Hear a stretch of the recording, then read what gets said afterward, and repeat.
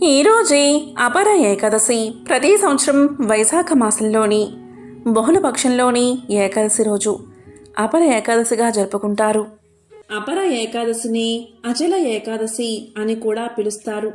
ఇంతటి విశేషమైన రోజున అపర ఏకాదశి ఉపవాస వ్రత కథను విన్నా, చదివినా, చెప్పినా, వినిపించినా సకల దరిద్రాలు తొలగి సకల శుభాలు కలుగుతాయి.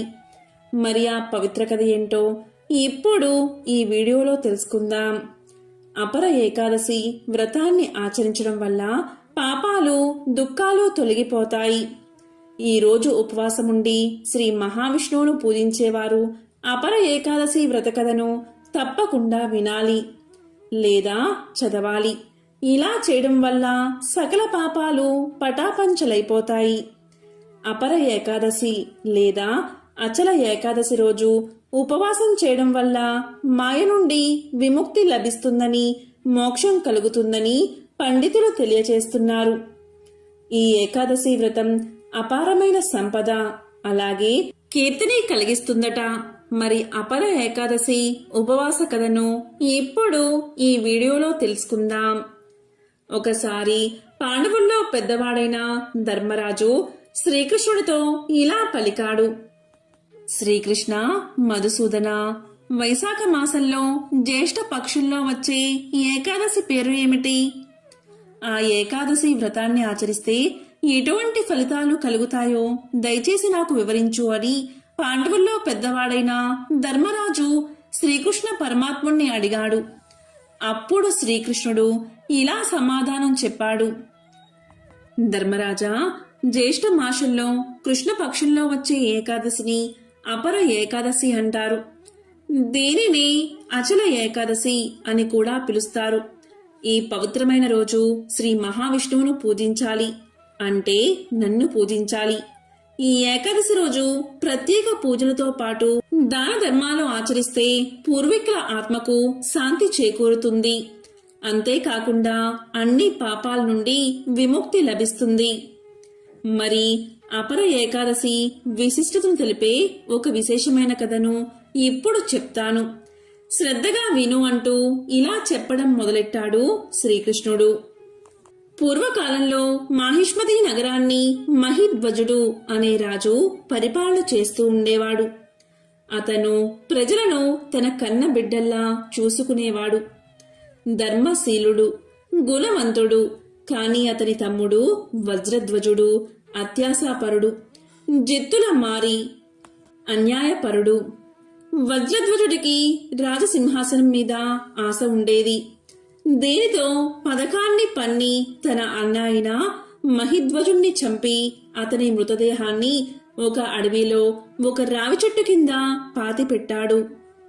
ఈ విధంగా తన తమ్ముడు అయిన వజ్రధ్వజుడు తనను చంపినందుకు ఆ రాజు యొక్క ఆత్మకు శాంతి కలగలేదు. అకాల మరణం కారణంగా, అసహజమైన మరణం కారణంగా మోక్షాన్ని పొందలేకపోయాడు మహిధ్వజుడు. అతను ఒక ఆత్మగా ఆ చెట్టుపైనే ఉండి ఆ చెట్టు దారిలో వెళ్లే ప్రతి ఒక్క బాటసారిని వెంటాడి చంపి తింటూ ఉండేవాడు. ఇలా కొన్ని రోజులు గడిచాయి. అయితే ఒకరోజు ఒక ఋషి ఆ మార్గం గుండా పయనిస్తూ ఉన్నాడు. అది వైశాఖ మాసం. ఎండలు ఎక్కువగా ఉన్నాయి. ఎండ తీవ్రత కారణంగా ఆ ఋషి నడిచి నడిచి అలసిపోయి ఆ రావి చెట్టు కింద సేద తీరాలని ఆ రావి చెట్టు కింద కూర్చున్నాడు. ఇంతలో రావి చెట్టు పైన ఉన్న మహిధ్వజుని ఆత్మ కిందకి దూకి ఆ మునిని పట్టుకుని వేధించడం మొదలుపెట్టింది. దీంతో ఆ ఋషి భయంతో నారాయణుడి నామాన్ని ఉచ్చరించడం మొదలుపెట్టాడు. ఆ నామం యొక్క దివ్యశక్తి వల్ల మహిధ్వజుడు ఋషి పాదాలపై పడి తనకు మోక్ష మార్గాన్ని ఉపదేశించమని ఎన్నో విధాలా ప్రాధేయపడ్డాడు. అప్పుడు ఋషి తన దివ్య దృష్టితో ఆ ఆత్మ యొక్క గత జన్మ గురించి తెలుసుకుని ఇలా పలికాడు: రాజా, భయపడకు. అపర ఏకాదశి వ్రతాన్ని ఆచరిస్తే పూర్వీకులకు మోక్ష ప్రాప్తి కలుగుతుంది. పితృదేవతలు విముక్తి పొంది స్వర్గాన్ని చేరుకుంటారు. కాబట్టి నేను భక్తి శ్రద్ధలతో అపర ఏకాదశి వ్రతాన్ని ఆచరించి ఆ వ్రత ఫలాన్ని నీకు దారపోస్తాను. దాని కారణంగా నీవు మోక్షాన్ని పొందుతావు, స్వర్గలోకానికి చేరుకుంటావు అని ఋషి రాజుకు తెలియచేస్తాడు. చెప్పిన విధంగానే ఆ ఋషి అపర ఏకాదశి వ్రతాన్ని ఆచరిస్తాడు. అప్పుడు విష్ణువు ఎంతో సంతోషించి ఆ రాజు యొక్క ఆత్మకు అమరలోకాలను అందిస్తాడు. అపర ఏకాదశి వ్రతాన్ని ఆచరించిన వారు తమ గత మరియు ప్రస్తుత పాపాలను సులభంగా వదిలించుకోవచ్చట. అలాగే జనన మరణ చక్రాల నుండి విముక్తి పొంది మోక్ష మార్గాన్ని చేరుకోవచ్చట. ఈ రోజు ఎవరైతే శ్రీ మహావిష్ణువును పూజిస్తారో అలాంటి వారికి దుష్ట శక్తుల నుండి విముక్తి లభిస్తుంది. ఈ రోజు స్వామిని పూజించడం వల్ల జీవితంలోని కష్టాలన్నీ తొలగిపోతాయి. ప్రతి 15 రోజులకు ఒకసారి వచ్చే ఏకాదశి తిథికి మరింత ప్రత్యేకతను కల్పిస్తూ ఏడాది పొడవునా ఉండే ఒక్కో ఏకాదశికి ఒక్కో పేరు పెట్టారు పెద్దలు. అలా వైశాఖ బహుళ ఏకాదశిని అపర ఏకాదశి అని పిలుస్తారు. అపర ఏకాదశి రోజున వామన అవతారంలో ఉన్న విష్ణువును పూజించాలి. ఈ రోజు వామన అవతారాన్ని ఎవరైతే ఆరాధిస్తారో వారు సర్వ పాపాల నుండి విముక్తి పొందుతారని పురాణాలు తెలియచేస్తున్నాయి. అపర అంటే శిశువును కప్పి ఉండే మాయపుర అని అర్థం.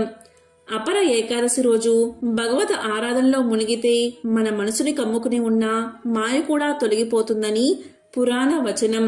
అపర ఏకాదశి వ్రతాన్ని ఆచరించడం ద్వారా పూర్వీకుల ఆత్మకు శాంతి లభిస్తుంది. ఈ ఏకాదశి రోజు ఉపవాసం ఉండడం వల్ల ప్రేతయోని నుండి విముక్తి లభిస్తుంది. అదేవిధంగా జీవితంలోని వివిధ రకాల బాధల నుండి విముక్తి లభిస్తుంది. అపర ఏకాదశి రోజున కఠోరమైన ఉపవాసం ఆచరిస్తే మనిషి చేసిన తప్పులన్నీ నశించిపోతాయట. ఈ సందర్భంగా శ్రీ మహావిష్ణువుకు సంబంధించిన ఒక విశేషమైన కథను ఇప్పుడు విందాం. త్రిలోక సంచారి అయిన నారదుడు ఒకసారి భూమి మీద ఉన్న విష్ణు భక్తులను పలకరించేందుకు బయలుదేరతాడు.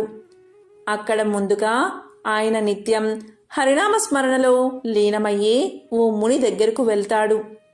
అప్పుడు ముని ఇలా పలుకుతాడు: అయ్యా నారదా, వైకుంఠం నుండి ఎప్పుడు వచ్చారు? విష్ణు భగవానుడు ఎలా ఉన్నారు? ఏం చేస్తున్నారు? మీరు తరచూ వైకుంఠానికి వెళ్తూ ఉంటారా అని ప్రశ్నలతో ముంచెత్తాడు ఆ ముని. దానికి నారదుడు ఇలా సమాధానం చెప్పాడు: విష్ణుమూర్తుల వారు బాగానే ఉన్నారు, నేను వైకుంఠానికి తరచూ వెళ్తూనే ఉంటాను అని సమాధానం చెప్పారు. దానికి ముని మళ్ళీ ఇలా అడిగాడు: అయితే స్వామి, ఈసారి మీరు వైకుంఠానికి వెళ్ళినప్పుడు నాకు మోక్షం ఎప్పుడు ప్రసాదిస్తారో దయచేసి స్వామివారిని అడగండి అని వేడుకున్నాడు. సరే అంటూ నారదుల వారు ముందుకు సాగిపోయారు. అలా వెళ్తూ ఉండగా ఈసారి ఆయనకు ఒక చెప్పులు కుట్టుకునేవాడు కనిపించాడు. చెప్పులు కుట్టుకునేవాడు ఇలా పలికాడు: స్వామి, మిమ్మల్ని చూస్తే సాక్షాత్తు ఆ విష్ణుమూర్తినే చూసినట్లుంది. దయచేయండి స్వామి, ఎలా ఉన్నారు? వైకుంఠం నుండి ఎప్పుడు వచ్చారు? స్వామి ఎలా ఉన్నారు?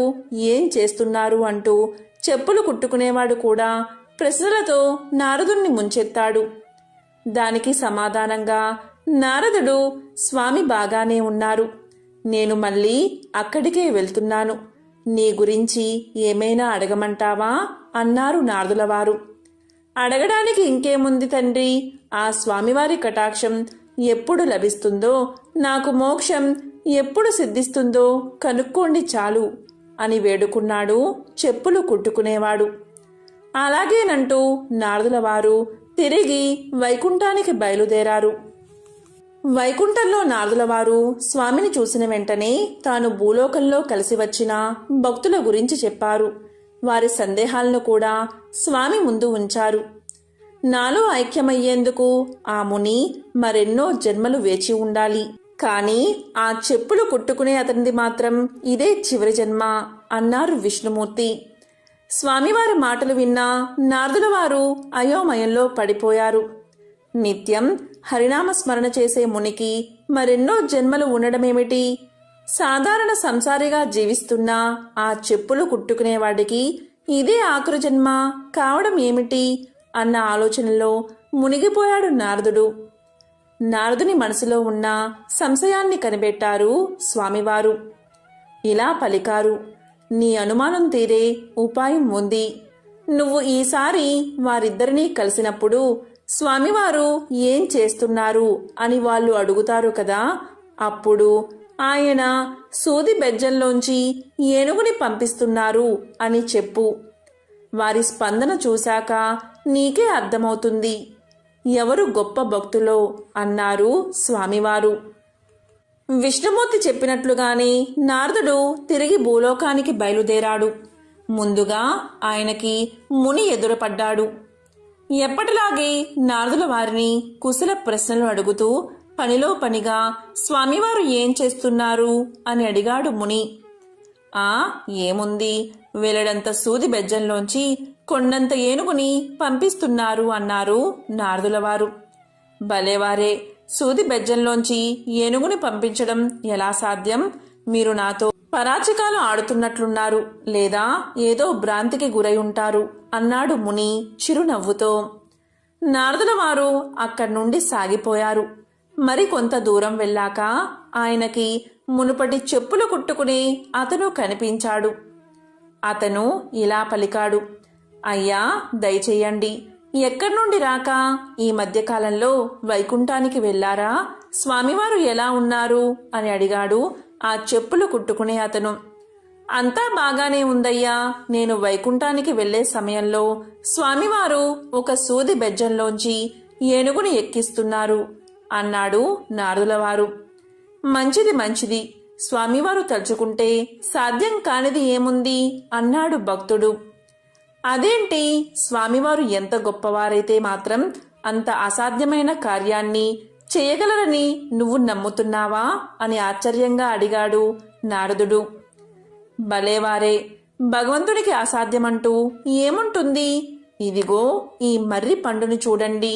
ఈ మర్రి పండులో వేలాది గింజలు ఉన్నాయి కదా, ఆ గింజలన్నీ మళ్ళీ మర్రి చెట్టుగా మారతాయి కదా.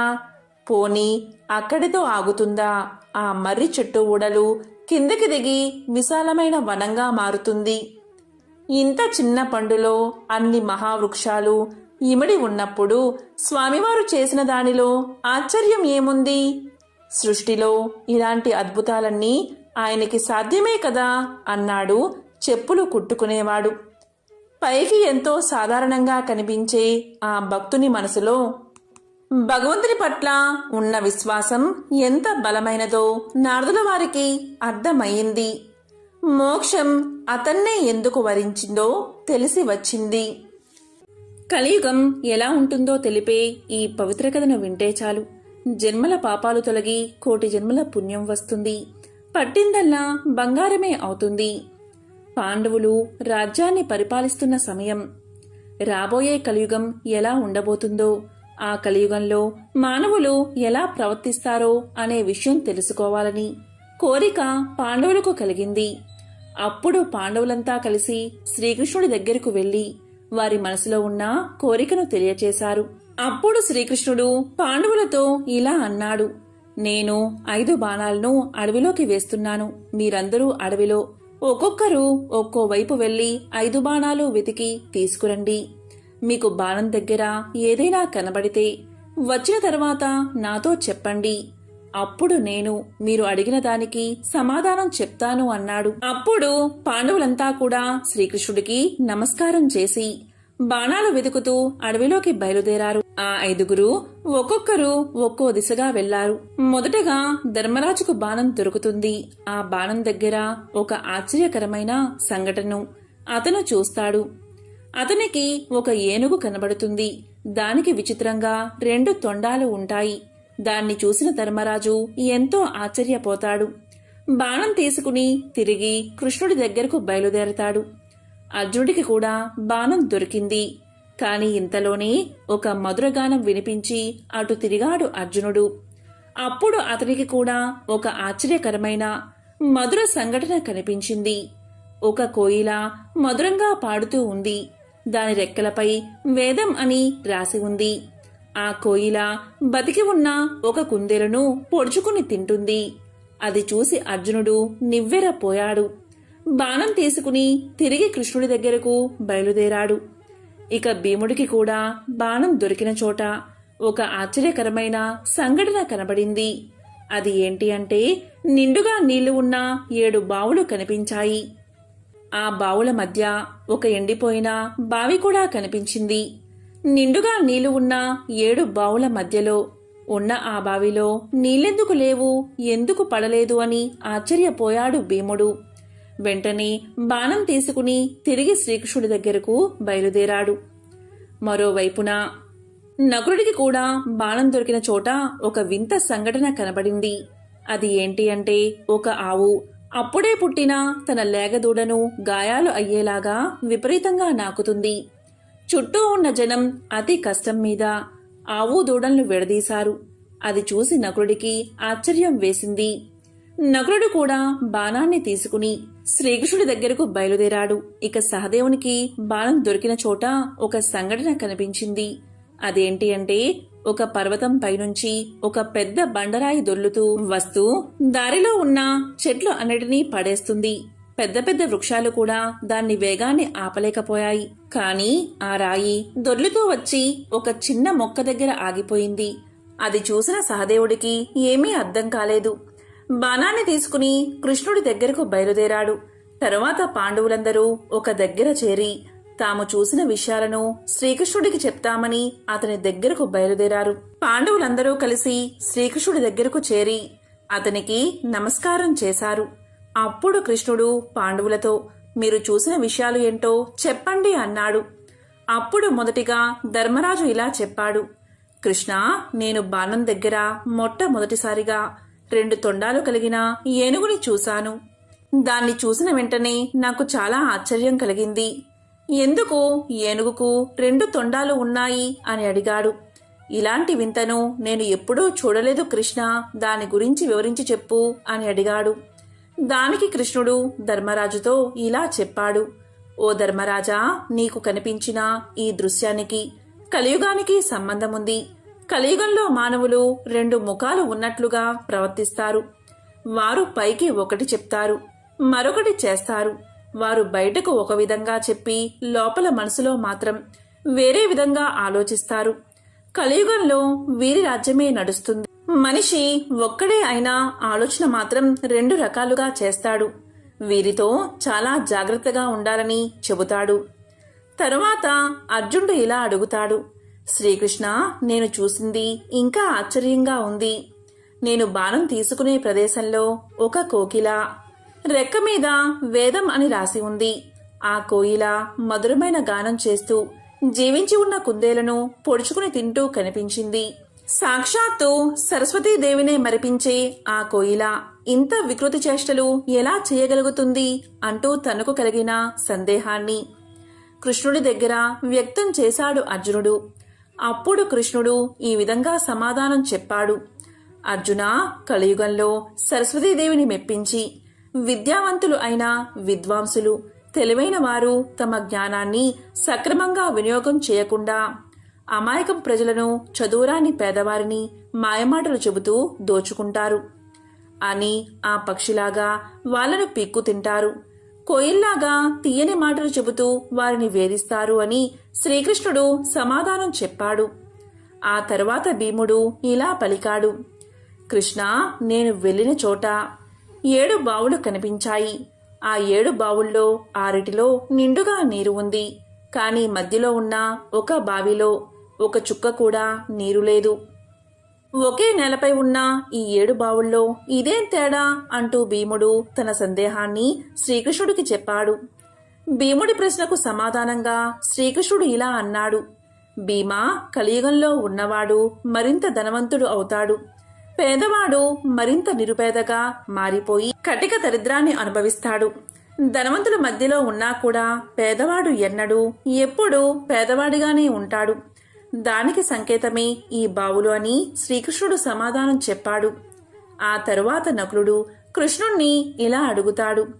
కృష్ణ, నాకు బాణం దొరికిన చోట ఒక ఆవు దూడపై అతి ప్రేమ చూపిస్తూ నాలుకతో నాకుతుంది.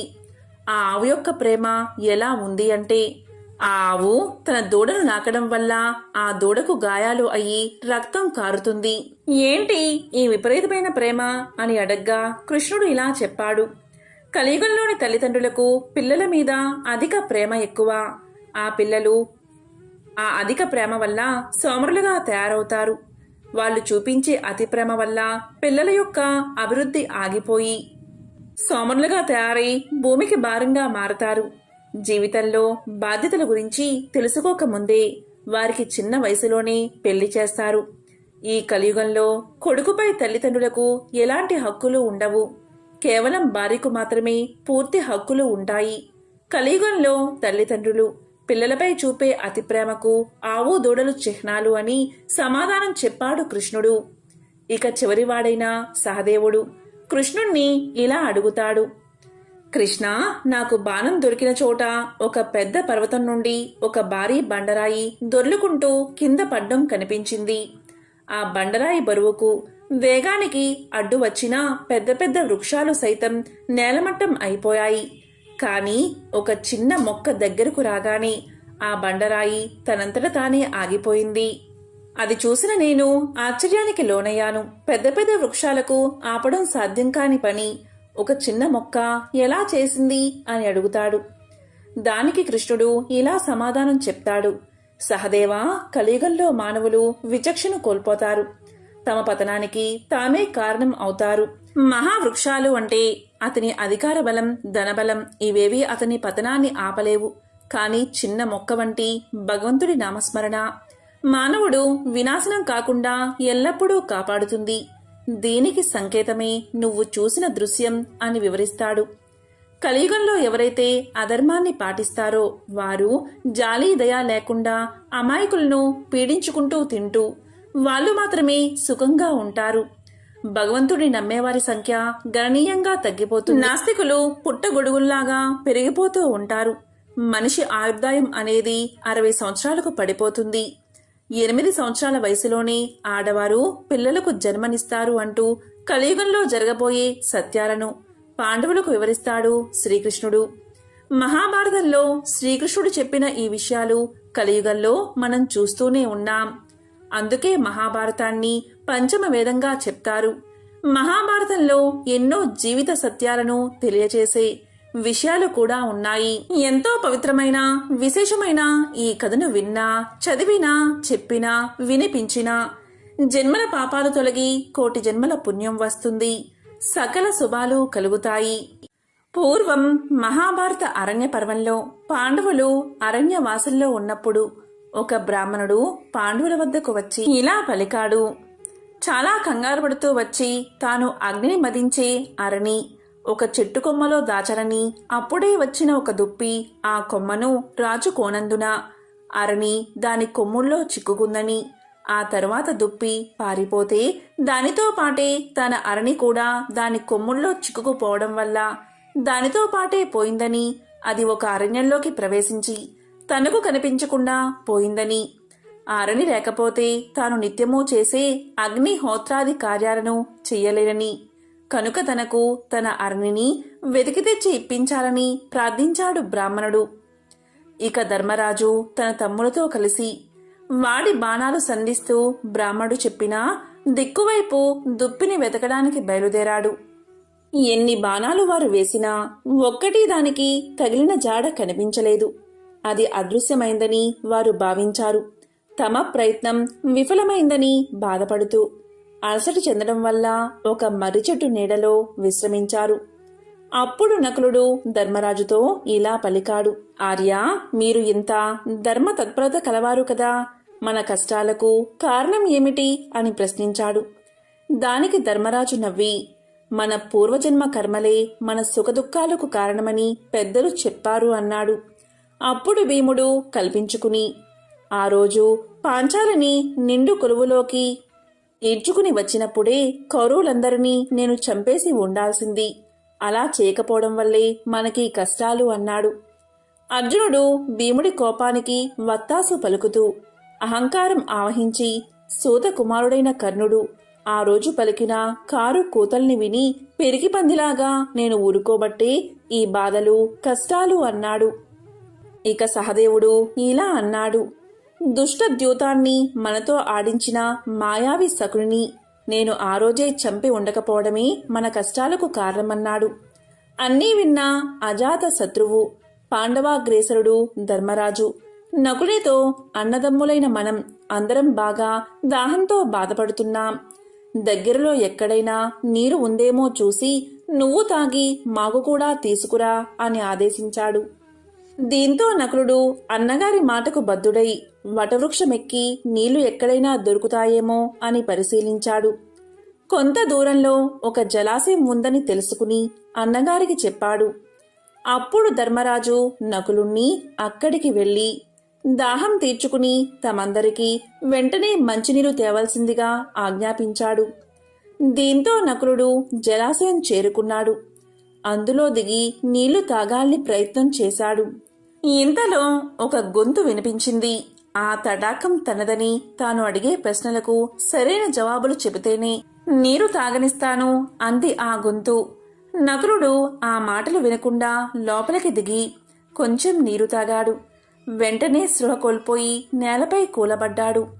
ఎంతసేపటికి నకులుడు రాకపోయేసరికి ధర్మరాజు సహదేవుణ్ణి పంపాడు. అతను వెళ్లి నకులుడి స్థితి గమనించి నీళ్లలోకి దిగాడు. అప్పుడు మళ్ళీ ఒక అశరీర భూతం గొంతు, ఈ తటాకం నాది, నేనడిగిన ప్రశ్నలకు సరైన జవాబు చెబితేనే నీళ్లు తాగనిస్తాను అని వినిపించింది. కాని అహంకారం ఆవేశం ఉన్న సహదేవుడు ఆ మాటలు లక్ష్యపెట్టక లోపలికి దిగి దాహం తాగి మూర్ఛపోయాడు. ఆ తరువాత అర్జున భీములు కూడా వచ్చి అలాగే మూర్ఛపోయారు. చివరికి ధర్మరాజే బయలుదేరి వచ్చాడు. ఆ కొలను దగ్గర మూర్ఛపడి ఉన్న సోదరుల్ని చూశాడు. ఇతరులు ఎవ్వరూ వచ్చిన జాడలేదని గ్రహించాడు. ఇది దుర్యోధన మాయేమోని అనుకున్నాడు. సోదరుల ముఖాల్లో చైతన్యం తగ్గలేదు, చేతులు కాళ్ళల్లో శోభ తగ్గలేదు అని గమనించాడు. ఇంకా వెంటాడుతుందని విచారించాడు. తాను వీళ్లను వదిలి వెళ్లితే తల్లి కుంతీదేవికి ఏమని సమాధానం చెప్పుకోవాలా అని సందేహించాడు.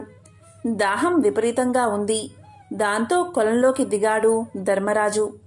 అప్పుడు అశరీర భూతం ఇదివరకలాగే హెచ్చరించి తన ప్రశ్నకు సరైన సమాధానాలు చెబితేనే ఉదక ప్రాప్తం అంది. అది తన కొలను అని, తాను ఒక కొంగ అని చెప్పాడు. ఇక ధర్మరాజు వినయంతో మీరెవరో మహాపరాక్రమవంతులై ఉండాలి, లేకపోతే కుల పర్వతాలని ఢీకొన్నే నా సోదరులు ఇలా మూర్ఛపోరు.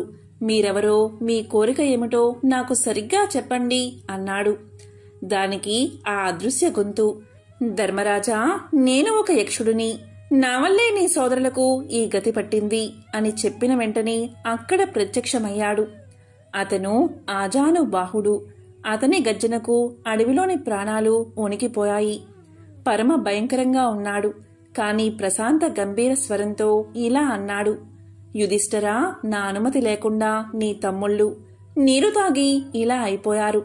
నువ్వు వివేకవంతుడివి కనుక దుస్సాహసం చెయ్యలేదు. నా అనుమతి కోసం ఎదురు చూస్తున్నావు. నా ప్రశ్నలకు తగిన సమాధానాలు చెప్పి అప్పుడు నీళ్లు తాగు అన్నాడు యక్షుడు.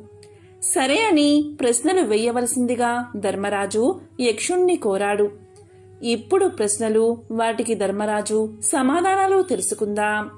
సూర్యుణ్ణి ఉదయింపచేసేవారు ఎవరు అని యక్షుడు అడగగా బ్రహ్మం అని ధర్మరాజు సమాధానం చెప్పాడు.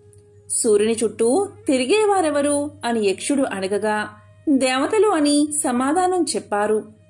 మానవుడు దేనివల్ల మహత్తును పొందుతాడు అని యక్షుడు అడగగా తపస్సు అని ధర్మరాజు సమాధానం చెప్పాడు. ఆకాశం కంటే పొడవైంది ఏది అని యక్షుడు అడగగా తండ్రి అని సమాధానం చెప్పాడు ధర్మరాజు. భూమి కంటే భారమైంది ఏది అని యక్షుడు అడగగా జనని అని సమాధానం చెప్పాడు. గాలి కంటే వేగమైంది ఏది అని యక్షుడు అడగగా మనస్సు గాలి కంటే వేగమైందని ధర్మరాజు సమాధానం చెప్పాడు. మానవుడికి సజ్జనత్వం ఎలా వస్తుంది అని యక్షుడు అడగగా ధర్మరాజు ఇలా సమాధానం చెప్పాడు. ఇతరులు తన పట్ల ఏ పని చేస్తే, ఏ మాట మాట్లాడితే తన మనస్సుకు బాధ కలుగుతుందో తాను ఇతరుల పట్ల ఆ మాటలు మాట్లాడకుండా ఎవడు ఉంటాడో అట్టివాడికి సజ్జనత్వం వస్తుంది అని సమాధానం చెప్పాడు. నిద్రలో కూడా కన్ను మూయంది ఏది అని యక్షుడు అడగగా చేప అని ధర్మరాజు సమాధానం చెప్పాడు. జన్మించియు ప్రాణం లేనిది ఏది అని యక్షుడు అడగగా గుడ్డు అని సమాధానం చెప్పాడు ధర్మరాజు. రూపమున్న హృదయం లేనిది ఏది అని యక్షుడు అడగగా రాయి అని సమాధానం చెప్పాడు ధర్మరాజు. ఎల్లప్పుడూ వేగం గలదేది అని యక్షుడు అడగగా నది అని సమాధానం చెప్పాడు. కీర్తికి ఆశ్రయం ఏది అని యక్షుడు అడగగా దానమని ధర్మరాజు సమాధానం చెప్పాడు. లాభాల్లో గొప్పది ఏది అని యక్షుడు అడగగా ఆరోగ్యమని సమాధానం చెప్పాడు. ఎల్లప్పుడూ తృప్తిగా పడి ఉండేది ఏది అని యక్షుడు అడగగా యాగకర్మ అని ధర్మరాజు సమాధానం చెప్పాడు. లోకాన్ని కప్పి ఉన్నది ఏది అని యక్షుడు అడగగా అజ్ఞానమని ధర్మరాజు సమాధానం చెప్పాడు. జ్ఞానమంటే ఏమిటి అని అడగగా మంచి చెడుల్ని గుర్తించగలగడం జ్ఞానమని సమాధానం చెప్పాడు. దయ అంటే ఏమిటి అని యక్షుడు అడగగా ప్రాణులంటిని సుఖం కోరడం దయ అని సమాధానం చెప్పాడు. ఇలా యక్షుడు ధర్మరాజును అనేక ప్రశ్నలు వేశాడు. అన్ని ప్రశ్నలకు ధర్మరాజు సరైన సమాధానం చెప్పాడు.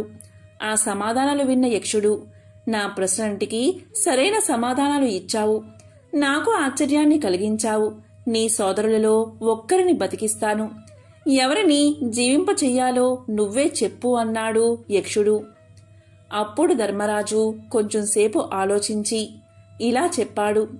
సుమున్నత బలశాలి అయిన నా సోదరుడు నకులుణ్ణి బతికించు మహానుభావా అని అన్నాడు.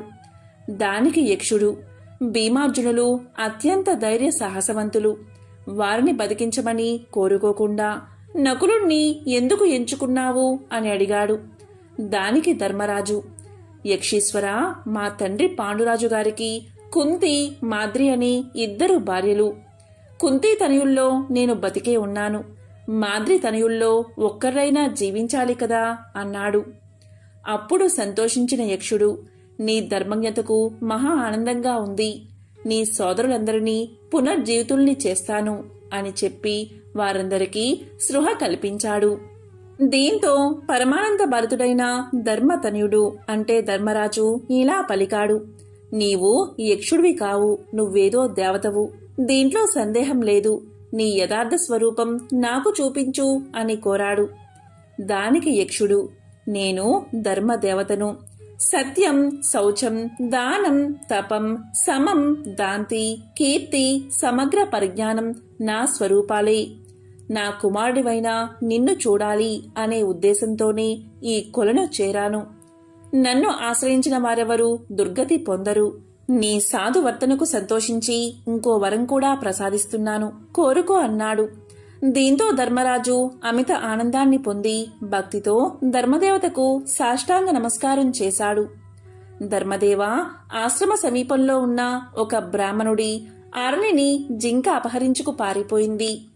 దాన్ని ఆయనకు కర్మలోపం రాకుండా మళ్లీ ప్రసాదించాలి అని ప్రార్థించాడు. దీంతో ధర్మదేవత చాలా సంతోషించి ధర్మజుని మనోగతం ఎలాంటిదో తెలుసుకోవడానికే అలా కల్పిత జింకను సృష్టించాలని చెప్పి ఆర్నిని అనుగ్రహించాడు. ధర్మదేవతా కుమారుడైన ధర్మరాజుపై అపార కృపా కటాక్షాలతో ధర్మనందన మీ 12 ఏళ్ల అరణ్యవాసం పూర్తయింది. 13వ ఏడు అజ్ఞాతవాసం. మీరు ఏం చెయ్యాలి? అజ్ఞాతవాస సమయంలో మీరందరూ ఏ రూపంలో ఉండాలి అని అనుకుంటారో అలాంటి రూపమే మీకు ఏర్పడుతుంది. మిమ్మల్ని ఎవరూ కొంచెం కూడా గుర్తుపట్టలేరు. ఇది మీకు వరంగా ఇస్తున్నాను. ఇంకేమైనా కోరిక ఉంటే నాకు తెలియచేయండి, నెరవేరుస్తా అన్నాడు. విఘ్నుడైన ధర్మరాజు నీ దర్శనంతో ధన్యుణ్ణి అయ్యాను. ఇంకేం కోరిక లేదు. నా మనసు క్రోధ, లోభ, మోహాది దుర్గుణాలకు ఎప్పుడూ దూరంగా ఉండి సదా ధర్మాచరణతో విలసిల్లేటట్లు అనుగ్రహించు అని వేడుకున్నాడు. ఆ వరాన్ని ఆనందంగా ప్రసాదించి ధర్మదేవత అదృశ్యం అయిపోయాడు. భీమార్జున నకుల సహదేవులు యథాస్థితికి వచ్చారు. అందరితో కలిసి ధర్మరాజు మళ్ళీ ఆశ్రమానికి చేరుకున్నాడు. బ్రాహ్మణుడికి ఆరనిని అందజేసి ఆయన శుభాశిస్సులను పొంది ఆనందంగా సోదరులతో గడిపాడు. పంజాబ్, హర్యానా వంటి ప్రాంతాలలో దీనిని భద్రకాళి ఏకాదశిగా జరుపుకుంటారు. ఎందుకు అంటే దక్ష యజ్ఞ సమయంలో శివుడు చెప్పినా కూడా వినకుండా సతీదేవి తన తండ్రి అయిన దక్ష యజ్ఞానికి వెళ్లి అక్కడ భంగపడి దానికి ఫలితంగా తనను తాను ఆత్మాహుతి చేసుకుంటుంది. అప్పుడు శివుడు కోపగించి దక్ష యజ్ఞాన్ని నాశనం చేయడానికి వీరభద్రుణ్ణి అలాగే భద్రకాళిని సృష్టిస్తాడు. భద్రకాళీదేవి ఉద్భవించిన రోజే భద్రకాళి ఏకాదశి. ఈ రోజు పంజాబ్, హర్యానా వంటి ప్రాంతాల్లో భద్రకాళీదేవిని భక్తి శ్రద్ధలతో పూజిస్తారు. భద్రకాళి ఏకాదశి రోజున అధర్మాన్ని నాశనం చేయడానికి కాళీ లేదా భద్రకాళి భూమిపై తన దైవిక ఉనికిని కల్పించిందని ఆర్యన్, సరస్వత బ్రాహ్మణుల నమ్మకం. ఈ ఏకాదశిని ఇతర ప్రాంతాలలో అపర ఏకాదశిగా పాటిస్తారు. ఒరిస్సా రాష్ట్రంలో ఈ ఏకాదశిని జలక్రీడ ఏకాదశిగా పిలుస్తారు. భద్రకాళి ఏకాదశికి విష్ణువుకు సంబంధించిన ఏకాదశి ఉపవాసానికి ఎటువంటి సంబంధం లేదు. మహాభారత యుగంలో యుధిష్ఠిరుడికి అపర ఏకాదశి యొక్క ప్రాముఖ్యతను శ్రీకృష్ణుడు వివరించాడు. ఈ ఏకాదశి వ్రతాన్ని ఆచరించే ఏ వ్యక్తి అయినా వారి పుణ్య కార్యాల వల్ల మంచి పేరు పొందుతారని శ్రీకృష్ణుడు తెలియచేశాడు. ఈ వ్రతాన్ని ఆచరించే ఎవరైనా అపారమైన ప్రజాదరణ, సంపద మరియు శ్రేయస్సులు పొందుతారు. అచల ఏకాదశి వ్రతం వారి పాపాల కారణంగా అపరాధ భావనతో బాధపడే వారికి ప్రయోజనాన్ని చేకూరుస్తుంది. ఈ రోజు ఎవరైతే భక్తితో ఉపవాసం ఉంటారో వారి పాపాలు క్షమించబడతాయి. అలాగే మోక్షాన్ని కూడా పొందవచ్చు. పవిత్రమైన కార్తీక మాసంలో పవిత్ర గంగానదిలో స్నానం చేయడం ద్వారా ఎటువంటి ఫలితం కలుగుతుందో అపర ఏకాదశి వ్రతాన్ని ఆచరించే వారికి అటువంటి ఫలితమే కలుగుతుంది. అలాగే గోదానం చేస్తే ఎటువంటి ఫలితం కలుగుతుందో అపర ఏకాదశి వ్రతాన్ని ఆచరించిన వారికి కూడా 1,000,000 గోవులు దానం చేసిన ఫలితం కలుగుతుందట. ఎవరైతే అపర ఏకాదశి వ్రతాన్ని భక్తి శ్రద్ధలతో ఆచరిస్తారో వారికి అపారమైన అదృష్టాన్ని శ్రీ మహావిష్ణువు అనుగ్రహిస్తాడట. తెల్లవారుజామునే నిద్రలేచి స్నానాలు ఆచరించిన తర్వాత పూజా కార్యక్రమాలు ప్రారంభిస్తారు. విష్ణు విగ్రహాన్ని లేదా పటాన్ని పువ్వులతో అందంగా అలంకరించి ఆవు నెయ్యితో దీపాన్ని వెలిగించాలి. అలాగే స్వామికి ఇష్టమైన పువ్వులను సమర్పించాలి. అలాగే పంచామృతాలని నివేదించాలి. ఏదైనా తీపి పదార్థాలని స్వామికి నైవేద్యంగా సమర్పించాలి. ఈరోజు ఏమీ చేయకపోయినా సరే ఓం నమో భగవతే వాసుదేవాయ, ఓం నమో భగవతే వాసుదేవాయ అనే మంత్రాన్ని పఠిస్తే చాలు. ఆ మహావిష్ణువు యొక్క సంపూర్ణ అనుగ్రహం మీకు కలుగుతుంది. అంతేకాకుండా ఈరోజు ఈ మంత్రాలను కూడా పఠించవచ్చు. ఆ మంత్రాలు ఏంటి అంటే ఓం నమో భగవతే వాసుదేవయే, ఓం నమో భగవతే వాసుదేవయే, హరి ఓం నమో నారాయణాయే, హరి ఓం నమో నారాయణాయే, శ్రీకృష్ణ గోవింద హరే మురారి, హేనాథ నారాయణ వాసుదేవ, హరే రామ రామ రామ హరే హరే, హరే కృష్ణ కృష్ణ కృష్ణ హరే హరే. ఈ మంత్రాలను పఠిస్తే స్వామి అనుగ్రహం తప్పకుండా మీకు కలుగుతుంది. అలాగే ఉత్తరాదిన కొన్ని రాష్ట్రాల్లో ఈరోజు భద్రకాళి ఏకాదశిని ఆచరిస్తారు. భద్రకాళి ఏకాదశిని ఆచరించేవారు ఈ ఒక్క మంత్రాన్ని 7 సార్లు జపిస్తే చాలు. ఆ భద్రకాళి అమ్మవారి ఆశీస్సులు మీకు కలుగుతాయి. ఆ మంత్రమేంటో కూడా ఇప్పుడు ఈ వీడియోలో తెలుసుకుందాం. జయంతి మంగళాకాళి భద్రకాళి కపాలిని దుర్గా క్షమా శివాదాత్రి స్వతః. ఓం జయంతి మంగళకాళి భద్రకాళి కపాలిని దుర్గా క్షమా శివదాత్రి స్వాహ స్వదా నమోస్తుతే. ఈ మంత్రాన్ని 7 సార్లు జపిస్తే ఆ అమ్మవారి ఆశస్సులు కలిగి కోరిన కోరికలు నెరవేరతాయట.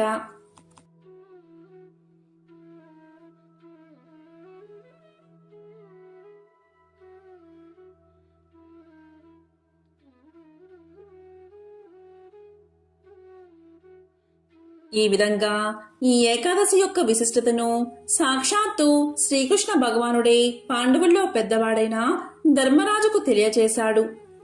మరి ఎంతో పవిత్రమైన విశేషమైన ఈ కథను ఈరోజు విన్నా, చదివినా, చెప్పినా, వినిపించినా సకల శుభాలు కలుగుతాయి. జన్మల పాపాలు తొలగి కోటి జన్మల మహాపుణ్యం కలుగుతుంది. ఓం నమో భగవతే వాసుదేవాయ. ఓం నమో నారాయణాయ.